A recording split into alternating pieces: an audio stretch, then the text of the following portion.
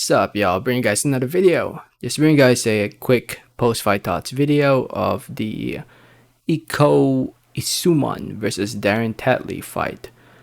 This fight was the co-feature, the co-main event. Yes, it was the co-main event for the Tyson Fury versus Dillian White fight over at the Wembley Stadium.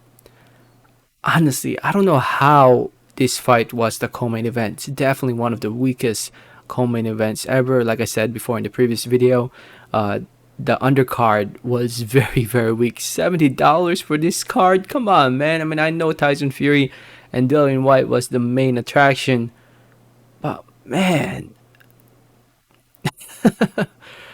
it is what it is. It is what it is. I mean, the Isaac Lowe fight and the Tyson Fury fight were definitely good, but the three fights that they showed us on pay-per-view, which includes this one, honestly, I didn't really think this fight was, it was whatever to me. And, I thought Ekow won the fight. It was more of a domestic level fight, but not even a domestic. I don't think Tetley is even a Commonwealth level. He's more of a British level, and Ekow Essuman is more of a European level.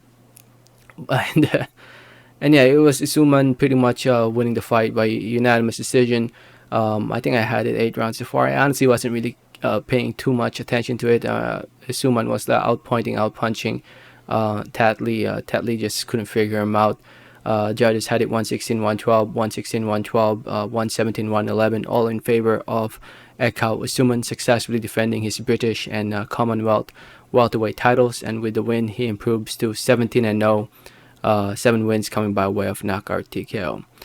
Maybe it's time to step up for Ekow, man. It's time to step up. He had a good win against Danny Ball in his last fight before this, him fighting Tetley was more of a step down, honestly, because Tetley lost 2 of his last 3 fights.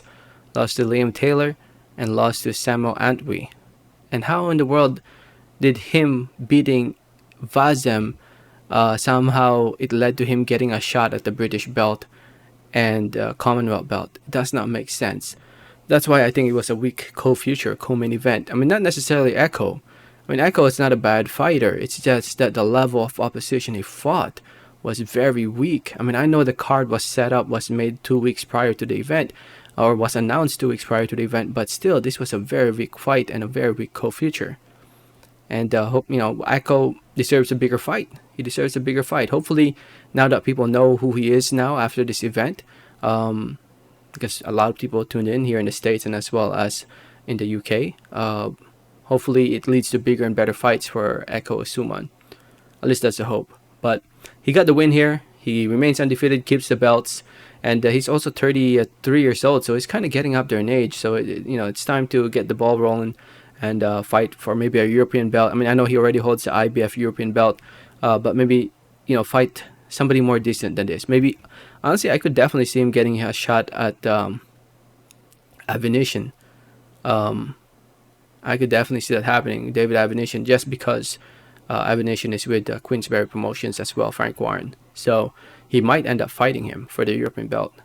Maybe. So, anyway, if you saw the fight, let me know what did you think about it in the comments. Thanks for listening, thanks for watching, and like always, have a great day. Alright, thanks.